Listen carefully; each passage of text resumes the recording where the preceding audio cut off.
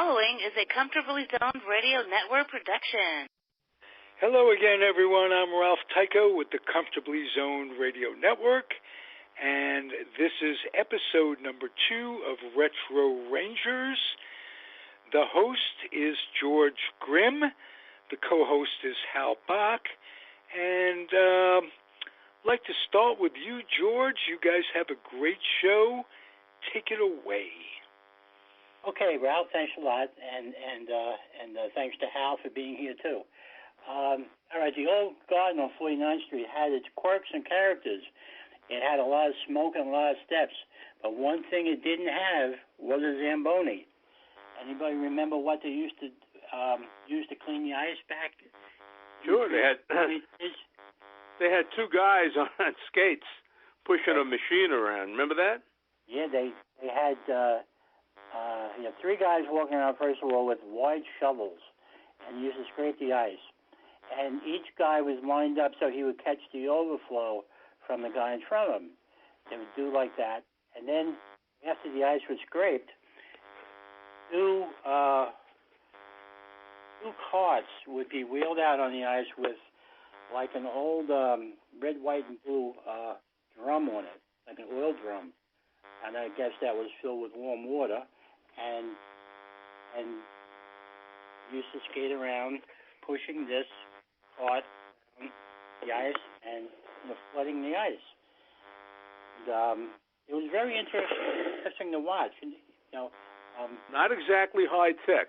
No, but as a young kid, that was my first my first career aspiration was to push that thing around Madison Square Garden. As I was sitting there in the stands eating my seal test ice cream with the wooden spoon with the real chocolate sauce in the middle. Those were the days. Those were the days. Boy, that brings back memories. Yeah. You saved enough lids you could get a free ticket, Really? Oh, yeah. Ah.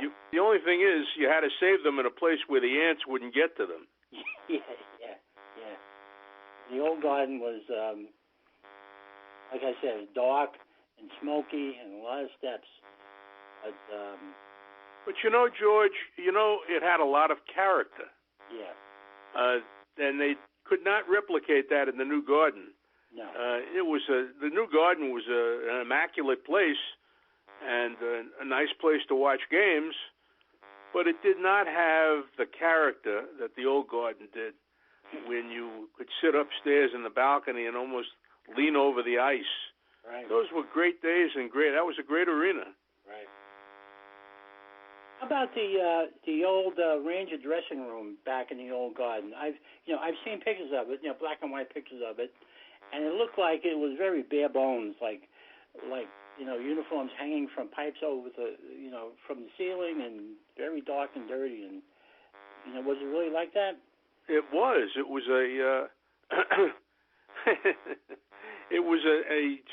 almost like a barn. It was an old, run-down kind of a place. Mm-hmm. Because don't forget, in that building had been there for an awfully long time, yeah. And some great players in Ranger history had played in that building and dressed in that dressing room. Right. So it was not exactly a modern, airy, pretty place, but it was the dressing room that players of the previous generation had used, and they won a Stanley Cup in 1940, mm-hmm. playing in that building and playing in that and dressing in that dressing room. So there was a lot of history there, and it was not exactly a warm and fuzzy place, but it was what it was. That's what they had, and that's where they played, and that's where they dressed. Right. And the players never complained. I never heard a complaint in the years that I was there. Well, that's all they knew, That's what they had. That's what they knew. As far as the Zambonis are concerned, the Rangers were the last original 6 team to actually order a Zamboni in '68. The Boston Bruins were the first in 1954. The Chicago Blackhawks didn't order theirs till '63 because they didn't want the people leaving this to sit and watch the Zamboni, go around the ice, rather than go outside and buy beer and ice cream and peanuts. That's a good point. Yeah. Everything was marketing, right? Yeah. Everything was make sure that the intermission is long enough for people to get online and get their refreshments. Yeah. But then, those old days, watching those guys push that thing around, it was fun, and the organist would play live music, and it wasn't blast. You could talk to the person next to you and hear them. It was nice. Again, it had a lot of character. Yeah. There was a lot to like about the old Garden. Yeah. And I loved the place. I mean, I watched a lot of games there. Yeah. Both basketball and hockey. I saw some boxing events there, and the place had character, and you don't find that today in arenas in any sport really. Maybe Fenway Park and baseball, maybe Wrigley Field in baseball, but other than that, most of the ballparks and most of the stadiums are new and high tech and with electric scoreboards and all of this stuff. But for me, watching games in the old Garden is a memory I'll never forget. I mean, it was a wonderful time. Right. The old Garden also had its characters too. There was a guy named John Garantano who used to come with a trombone, and he used to play that right before the game. He had a gold lame jacket on and a beret, and he used to sit down in the seats behind the net, and he used to play his trombone and throw peanuts to the fans sometimes. Him I don't remember. No. Now, that may be because I didn't arrive on the scene until 1961, really. Yeah. But I don't remember the trombonist. I'm sorry. Yeah, well, he only played, very early in the game, just to say, hey, I'm here, and then he put it away and watched the game, Yeah. And probably at the end of the game, if they lost, he probably played taps. But back in those days, he probably played a lot. And I also read that Hilda Chester was there too, quite often. Yes, I know that Hilda Chester was there. That's the old joke. Who played for the Giants, the Dodgers, the Rangers, and the Knicks? And the answer is Hilda Chester. Yeah. Because she was at all those games. Yeah. The Gladys Gooding, Gladys Gooding, that's right, the organist. Yeah. They had quite a crowd, and they were loyal to a fault. I mean, you would go to the Garden and you would see the same faces in the same seats every night. Yeah. I mean, we played when I worked at the Garden. When I worked for the Rangers in '61 and 62, they played on Wednesday and Sunday nights at home. Those were the home dates that the Rangers had. And on Wednesday and Sunday nights, you would see the same faces in the same seats. Those fans were loyal. The sellout crowd was 15,925. That was the number we distributed to the press every night because we sold out every game. And it was the same 15,925 people.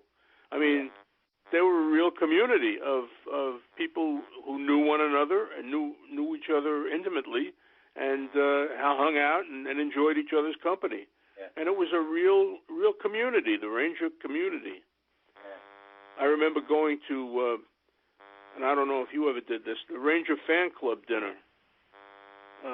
They had a fan club, and they had a little newsletter that they distributed, and each spring they would have a dinner to honor the team, and it was quite an event. It was the social event of the year, as far as those people were concerned, and as far as the Rangers were concerned. And the players all turned out, and we had a very marvelous time. It was in a hotel near the Garden. I don't recall exactly which one, but it was a fun time.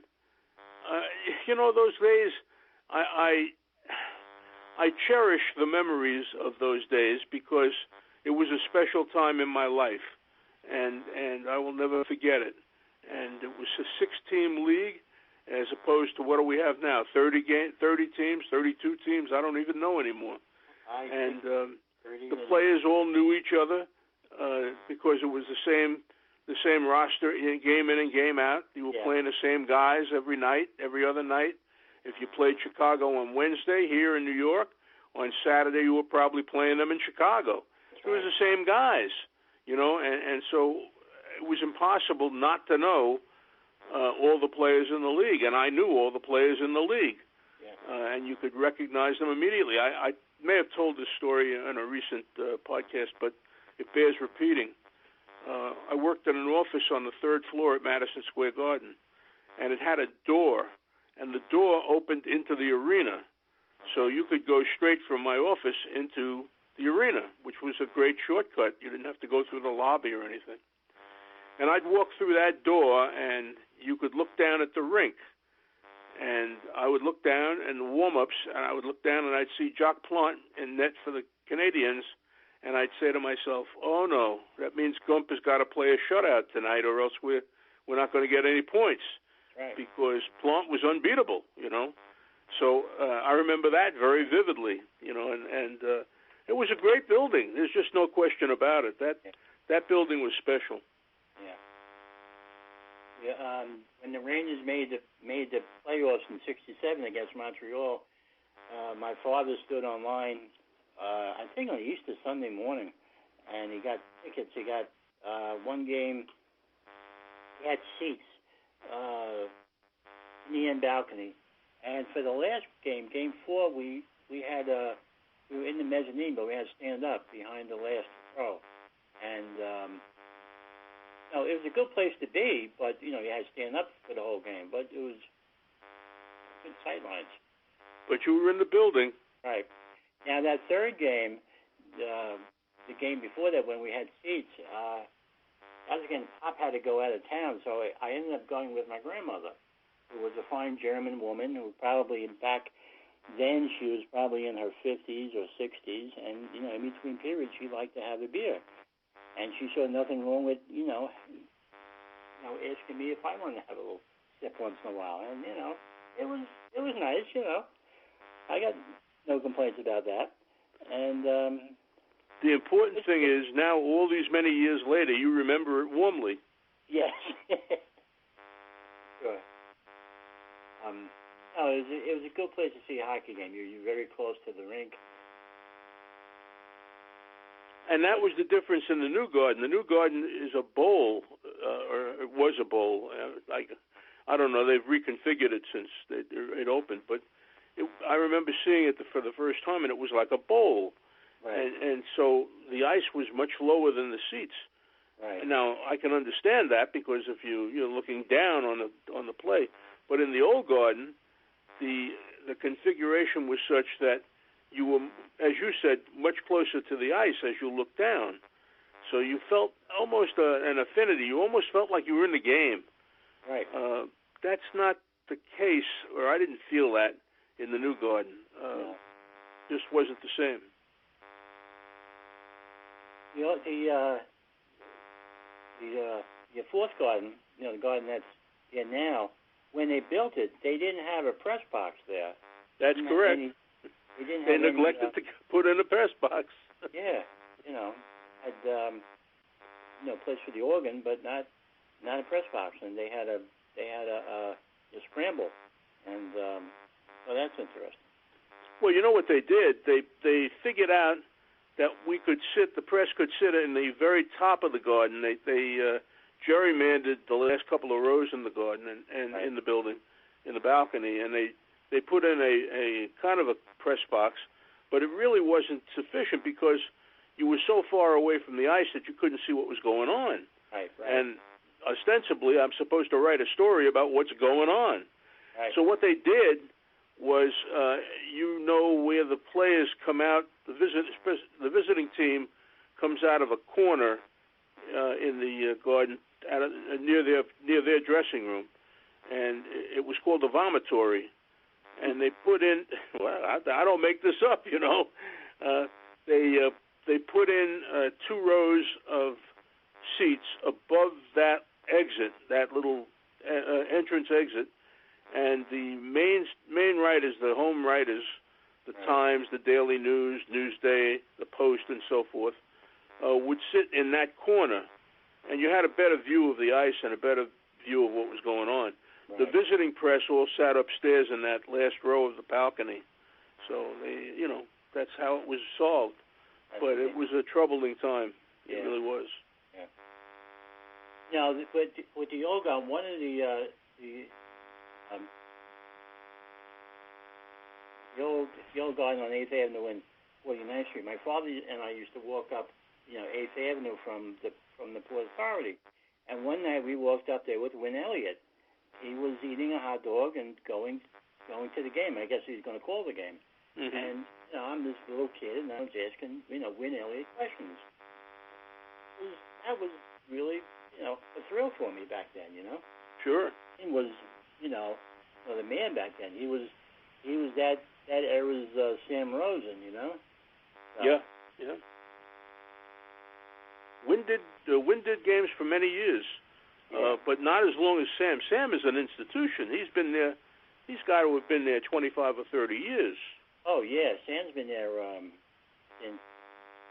whenever Jim Gordon left. Had to be the 70s. Yeah. Sure. He was there with Estro for a while, and then John Davidson came in. Right. And now Davidson's back as the president of hockey operations. Yeah, that's a good move. How do you like that move?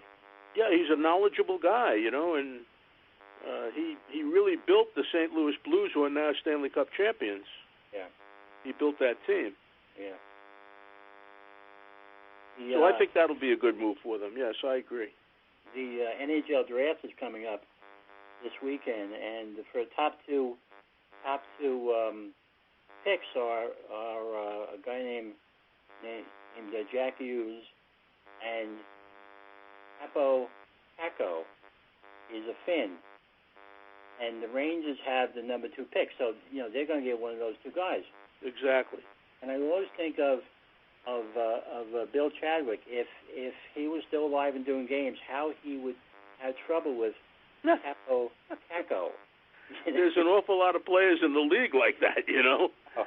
The league is one of the things the league has changed dramatically in the time since what we were talking about, the old garden, and now.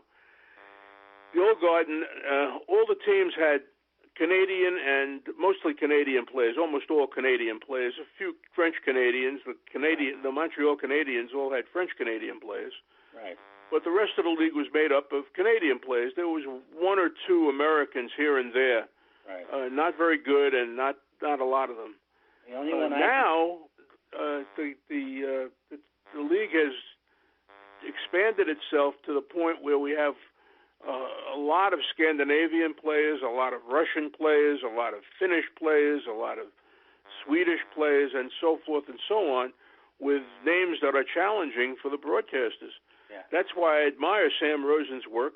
He handles it with aplomb. Oh, but you're right. My friend Bill Chadwick would have had a tussle with some of the names. Yeah. He had trouble with John. Rangers had a defenseman, John Isnowski, and he used to call him John Ben Noski. Yeah, and Bill meant well. Yeah, he was good. It was interesting to listen to. But as you said, with all these teams we have nowadays, I think I said once before that back when there were 6 teams, you could name every player on every team. Oh, absolutely. Now, if you asked me to name all 30 teams, I'd have to think about it. I'd have to get a piece of paper out and think about it. Well, I think I may have told you this story. We were watching the late news. My wife and I were watching the late news, and they gave a score, the hockey scores. Florida 2, Columbus 1. Yeah. And my wife said to me, Florida has a hockey team? I said, you have no idea what's going on. Yeah. Columbus has one too, and on and on and on. The expansion of the league has been remarkable. I mean, I was there when they went from 6 teams to 12, and that shook a lot of people up. But now, as you said, it's 30 teams, and you'd be hard pressed to name them all. Right. That's good. I have a piece of paper and pencil. No, but the Old Garden was a great place to see a game. From what I understood, the side balcony seats upstairs were controlled by people. There were some people who got there early, and they saved seats, and you had to pay them off to get those first 2 rows, because if you didn't, you could only see half the ice. Sure. I'm not surprised. I'll tell you a story about the Old Garden. The Old Garden had press boxes, which the new one didn't. Right. And the row behind the press box was known as row A. And that row was reserved for wives of the writers. Okay. Now, I just married my wife, now married to her 57 years, so you know how long ago it was. We had just gotten married. We were living in Manhattan, and I had Army Reserve obligations on Wednesday nights, unfortunately, which was a game night. Right. But I had to do what I had to do. My wife said, "You go to the Army Reserve. I'm going to watch the game." And she would sit in row A. She'd take the bus down Columbus Avenue, and she would sit in row A and watch the Rangers. Her favorite players were Camille Henry and Jean-Guy Gendron. Both of them, unfortunately, are gone, but they were her favorite players. Yeah. Those were good days. They were. The team was not that good. The players were terrific. Yeah. The guys from the first guy to the 18th guy were just wonderful, nice guys, really down-to-earth players, down-to-earth people, very pleasant to deal with. They were not full of themselves, and it was a pleasure to deal with them. And I think the writers enjoyed a special relationship with the players in those days. I'm not sure that that's the case today, but it's a different era, Yeah. With all the money involved, I think money changes a lot. A lot. Yeah, that has a lot to do with it. There's no question. Those guys back then, they weren't really making that much more than the average working man was, and they used to ride the trains and the buses to work. I remember reading that when they first came to New York, Phil Goyette and Donnie Marshall lived in Weehawken, New Jersey, and they used to ride the bus over. Mm-hmm. Walk down from Port Authority, just like the rest of us. Walk down. Sure. So. You mentioned the other day characters who were part of that scene.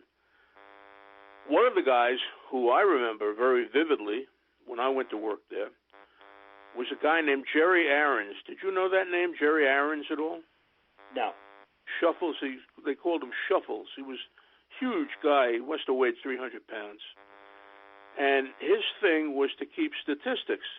Okay. And they gave him a desk in the Ranger office because he was useful in terms of the notes before the games. He had the statistics up to date. He would get all of the agate. Don't forget, there were 6 teams. That means there were 3 games. It's not like now when you have 10 games, So he would get all of the box scores, and he would keep the box scores up to date, the statistics up to date. So you come into the office, you'd know how many assists, for example, Phil Goyette had after last night's game, and so forth.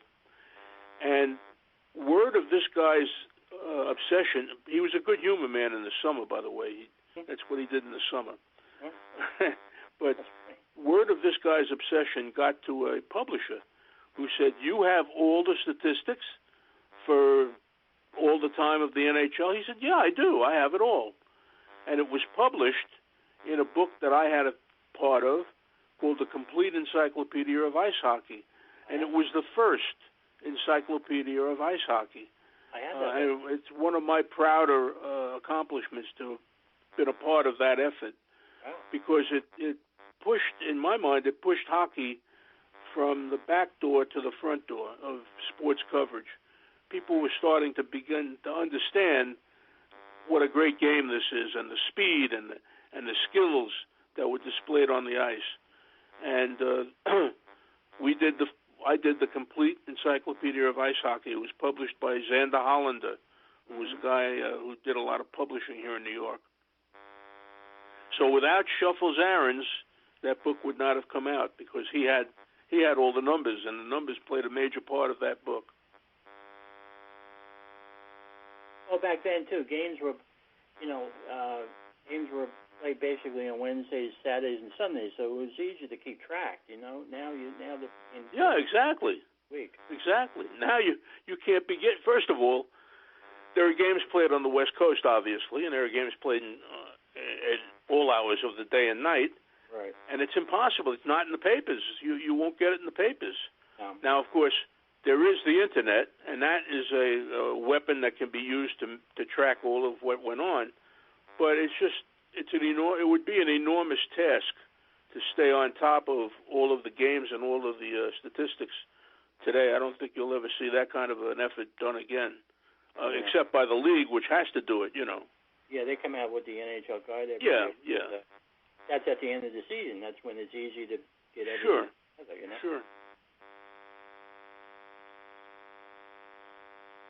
I miss those days, George. I don't know about you, but I miss those days. Yeah.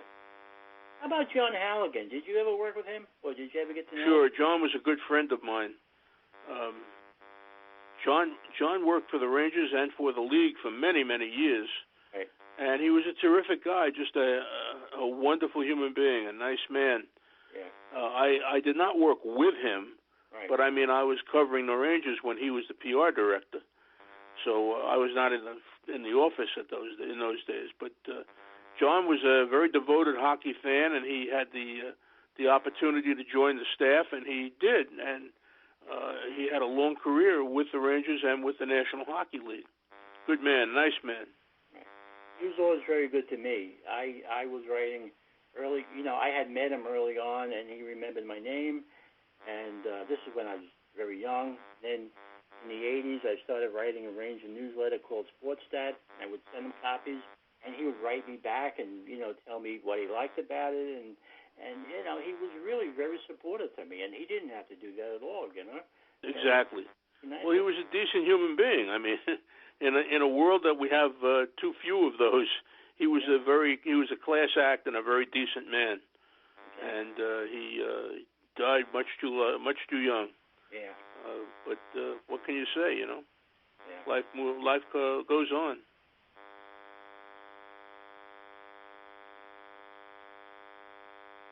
And they never really replaced him with somebody like him. There've been a variety of people in that front office doing public relations, but there's nobody like John. The people who replaced him, who I've dealt with anyway, they've been nice, but I always felt that they were there for a short time. They were going to move on. Passing through, yeah, I know what you mean. Wanted to be there. That was what he wanted to do with his life. But all these other people, he was happy as a clam. Believe me, that was exactly that was his life goal, to work for the Rangers, and he had the opportunity. Fortunately, he had the opportunity. Yeah. He's a very nice man, and he had those great plaid sports jackets. He always looked very sharp. I always wish that they would have a sports jacket hanging from the rafters with his name on it. They'd have a John Halligan sports jacket up there. Yeah, John, and the players love John too, by the way, which is not always the case. Yeah. In many places that I've been and seen, the players' relationship with the PR people and the front office people was not always warm and fuzzy, but John was the kind of guy that you couldn't not like him. He was just a really nice man, and the players got along famously with him. But again, as I said to you earlier, the generation of players that I covered, from 1 to 18, you couldn't find a bad guy. Right. And there were changes. There were players were changed. There were trades. New players came in. They were all terrific guys. Yeah. Somebody told me it was the Canadian nature that there were small-town guys brought up in Canada, and they weren't jaded, you know. Right. I found them all to be terrific people to deal with. Yeah. The players that I interviewed for the Emil Francis book, all the players from his era, from the 70s Sure. and 70s, they were all very nice guys. I mean, they gave me a lot of time. Ed Clark told me to call him back tomorrow because he ran out of time. He had to go, so he said, call him back tomorrow. I call him back tomorrow. So they all went out of their way to answer my questions and to help me out. And, We just lost a pretty good one in Harry Howell. Yeah. I called Harry, and he just couldn't do it. But he wanted to. He tried, but he just couldn't do it, and I felt really bad about it. Yeah. I had been to Harry Howell night back in the old garden. Sure. Yeah.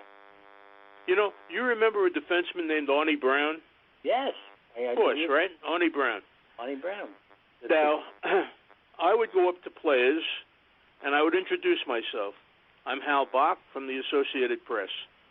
They would go in one ear and out the other. I mean, they might remember my name, but that was about it.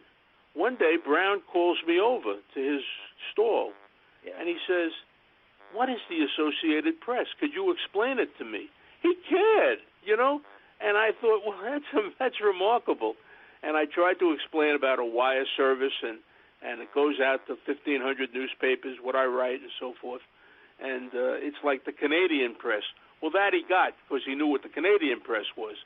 Right. But I thought it was amazing that a player would take the time and trouble to try and find out who the hell I was and where I was from, So, I mean, just stuff like that sticks in my memory about these guys who were just, from 1 to 18, just a remarkable group of nice guys, decent people. Hands up in my section when I had season tickets for those. Now, your next project, which I'm looking forward to seeing, the goalie book. Our goalie was Gump Worsley. Right. And Gump was what an entertainer, What an entertainer. I remember one time we were in the locker room, and one of the writers was an old racing writer, and he was in the twilight of his career, and somehow he wound up covering the Rangers. His name was Tony Marenghi.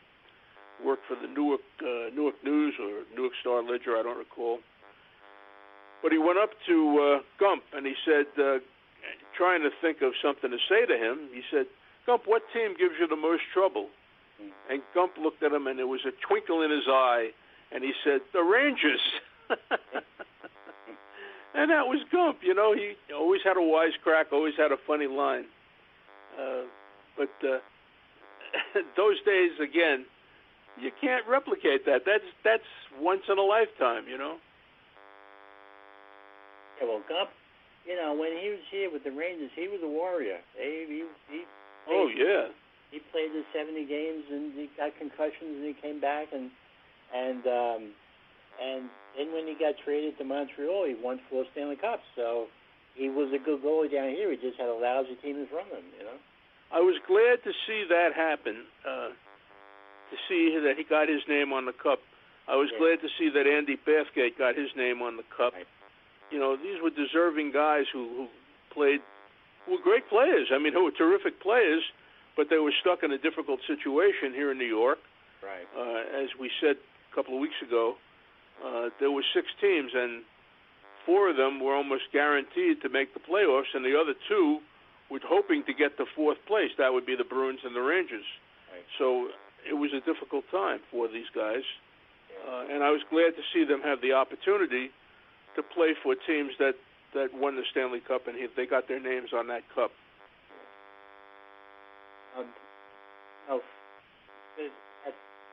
At 16 league back then, the teams had rights to sign players in their geographical area. That's why Toronto and Montreal, Detroit, got all the players. Now, what kind of hockey players are you going to get in New York back in the 40s and 50s? You're not going to get anything because you didn't have.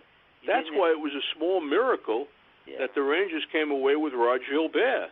Yeah, they kind of because they stole him from right under Montreal's eyes, right under their nose. He grew up in Montreal. Yeah, Jean Rattel, too. And he was really, I think, the start of the Renaissance under Cat Francis that turned the Rangers into a competitive team, really competing for the playoffs, competing eventually for the Stanley Cup. Rod was the first one who really made a difference. I mean, they had Bathgate, and Bathgate was a star, but he was kind of like the Lone Ranger. I mean, he had nobody with him. These were nice guys and good players, but they weren't of that ilk. Right.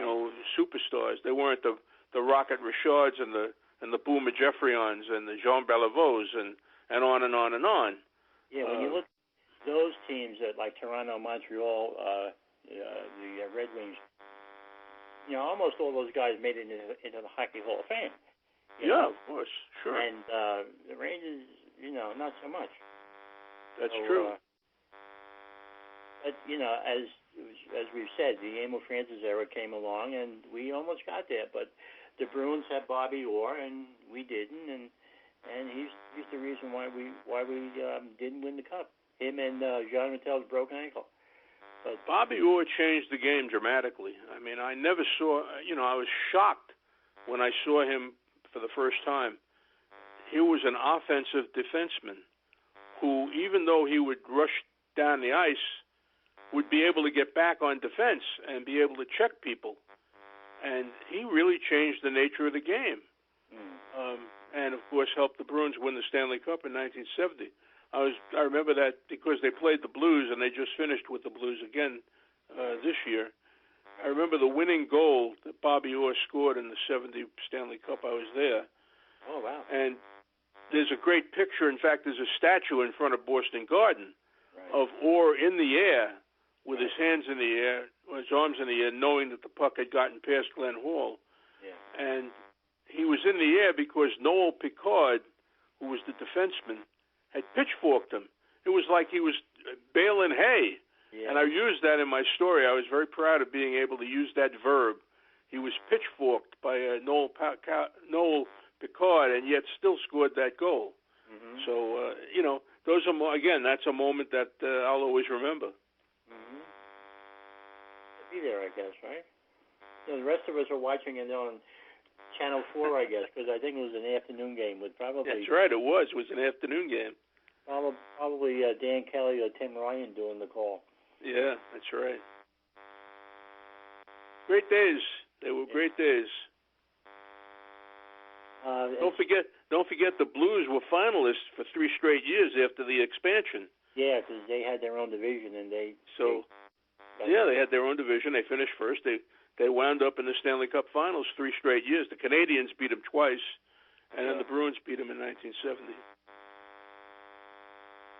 And again, those Canadian teams were unbeatable. I mean, and I named some of the names: Beliveau, Dickie Moore, Jeffrion, Rocket, the Pocket Rocket, on and on and on. They just had no end of the talent.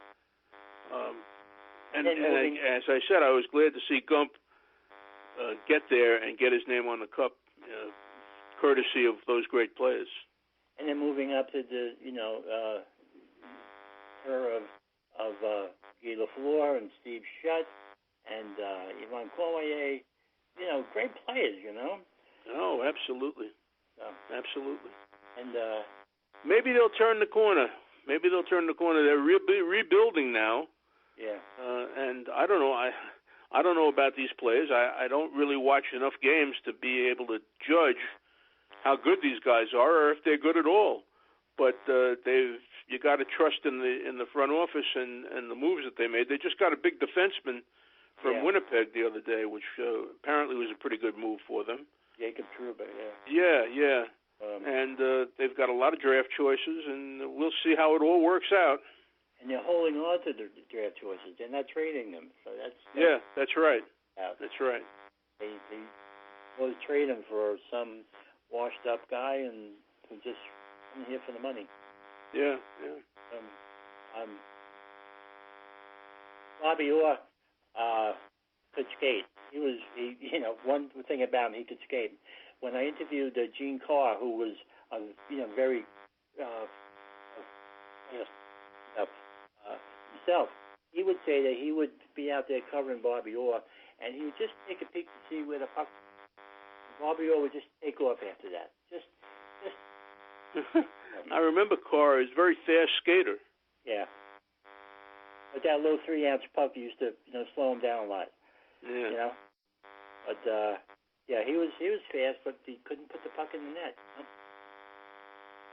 Anyway, let's hope that there's a renaissance in the Garden, and we have a competitive team and a team that can go to the finals and maybe bring home a cup. Yeah, not right away, but I imagine within 4 or 5 years we might get there. Yeah. Keep building. I think the rebuild was something that they had to do because they just weren't getting anywhere. They had reached a point where they had to change. Yeah. So, we'll see. Yep. George, this has been fun.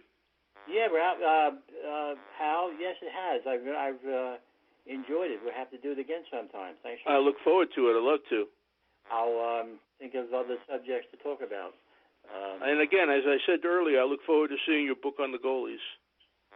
Yeah, well, I'm just in the process of reading the final edits now, and I told my editor today I like writing them and I like going out and talking about them, but I don't like doing this edit work. It's just, tell me about it.